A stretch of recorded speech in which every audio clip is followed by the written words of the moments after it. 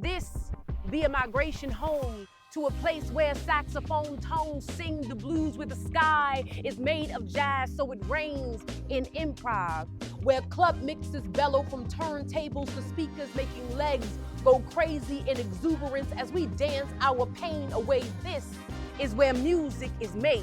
Lady Brion, it's a pleasure to have you here. Yes, absolutely. Thank you for speaking with me. I really respect and love the work that I've been able to research on what you've been doing in Baltimore, specifically in this district of Pennsylvania Avenue.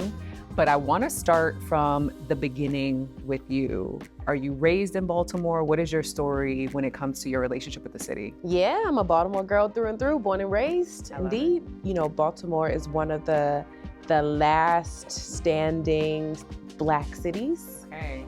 There's been a lot of change. All change isn't bad. But again, you know, I'm hopeful that we can keep this resilient, Black, beautiful spirit that is Baltimore still alive as we, you know, make changes for the better in this city. Absolutely. And you've got your hands in the thick of it, which I respect so much. Like being the executive director of the Pennsylvania Avenue Black Arts and Entertainment District. What does that mean to you and what has that role been for you? It's interesting. It's one of those things that I kind of stumbled into.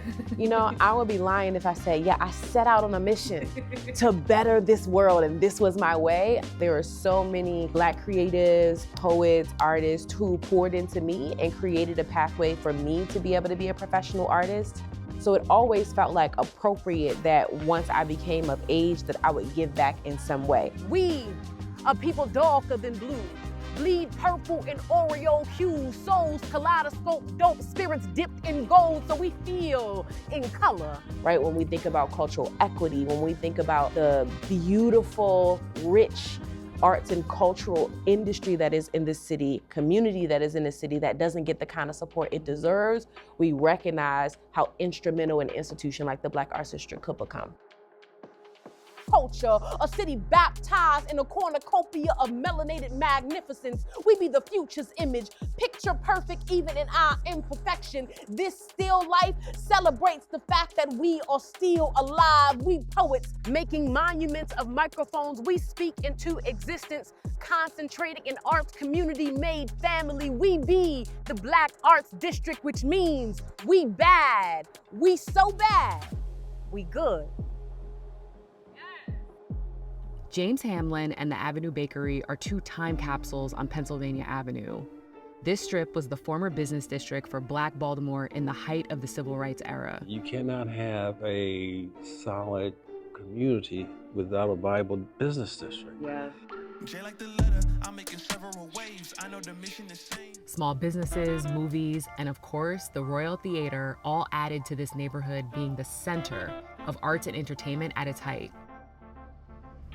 I grew up here. We're in historic West Baltimore. We're on Pennsylvania Avenue. This was our business district. After I retired from my corporate world, came back to the community, realized that the necessary things that we had as youth, young people don't have today.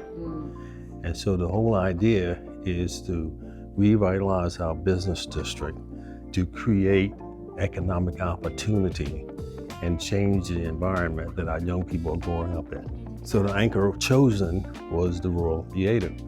So the idea is to rebuild the Royal Theater around our history and our legacy, which is arts and entertainment. We abandoned Pennsylvania Avenue in historic West Baltimore in 1968 when King was killed. Really? And it was riots in the cities across the country. What's your personal connection to the idea of making the Avenue Bakery and the food that you produce here? If you want to get people back to Pennsylvania Avenue, you have to put something here you can't get anyplace else. Right. James Hamlin's answer to that is a nonprofit to rebuild the Royal Theater and the opening of the Avenue Bakery. The Avenue Bakery, home of Popeye's rolls. Popeye's rolls you can't get any place in the world, Right. but here on Pennsylvania Avenue. The bakery has been categorized as a mini museum. Besides attracting people back to historic Pennsylvania Avenue, the other part is, what do you do when you get them here? But while they're waiting in line, let's give them something to do. Let's teach them something. Maryland is a southern state.